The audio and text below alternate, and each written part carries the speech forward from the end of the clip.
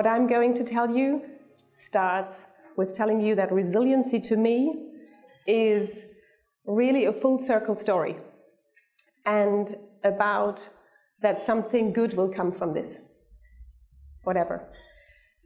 So it all starts in 1986, where I am standing as a 13-year-old, blonde, long hair, in front of the whole class, learning that I am stupid and I am unworthy.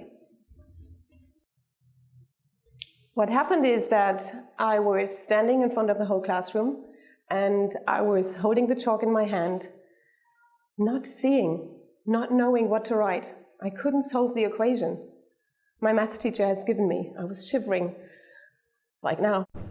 I was just feeling this tense, and the problem was my maths teacher.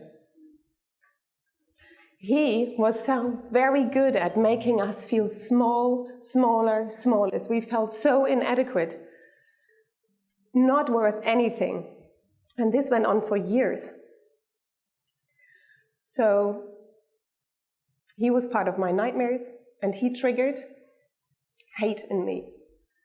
He triggered blame. And how do you go through that as a teenager? So what did I do? Well, there were two things. The first thing was, I was not alone. And we all know how powerful that is, right? The second thing is, we all suffered. We were all together in this, and we somehow changed perspective. We said, as a teenager, you said, well, what's wrong with him? And that change in perspective helped me going further as a teenager. That might have not been the best thing, but as a teenager it helped. So then, over the years to come, going into an adult, well, consciousness, awareness changed, responsibility for myself, and taking on responsibility for my own actions. Those two learnings evolved into changing perspective is deliberating. When there is no attachment, there is no suffering. Right? Would you agree? Yes. So what that means is I had to come up with something. I had to practice changing perspective. But how do you do that? How do we change perspective? And I saw someone who is called Jens Korsen, and he just does one thing every morning. He steps on a chair. So he elevates his mood, and he has a different vantage point. And I think that's quite cool. So I had to figure out, what can I do? And we are all part of action people, so I will show you quickly what magic lies within a headstand. And you can change perspective in just standing up quickly. Stand up, change your perspective, and we just quickly do this.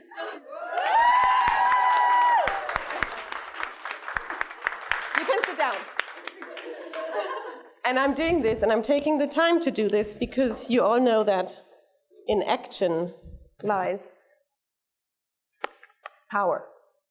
So to be really active about this is important. We need to practice this.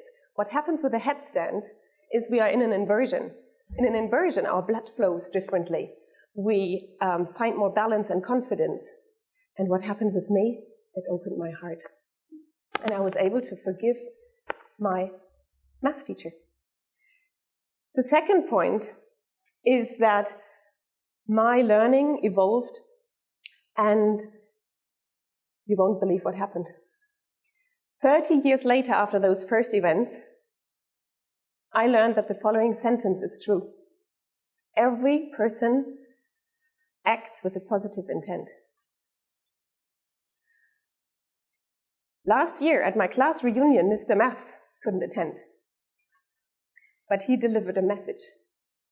And he said, I am sorry. I apologize, especially to the girls. They had something I wanted. Mr. Maths is now Mrs. Maths. No. Everybody acts with a positive intent. I'm standing here today telling you that I know I am worthy. And I'm helping others to find their worth and their new life perspective with my coaching. And I wonder who you have in mind, who put you down, where you said, why is he doing that to me? Why is she doing that to me? Come up with a new perspective. It will liberate you.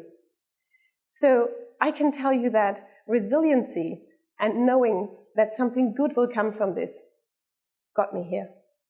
So whatever it is what you're confronted with, or what is disempowering you, if you are not as happy, healthy, and wealthy as you'd like to be, don't sit back. Do something about it, change perspective, and you feel empowered and more confident, and you can see it from a different light, and it will open your heart. Mind you, thank you.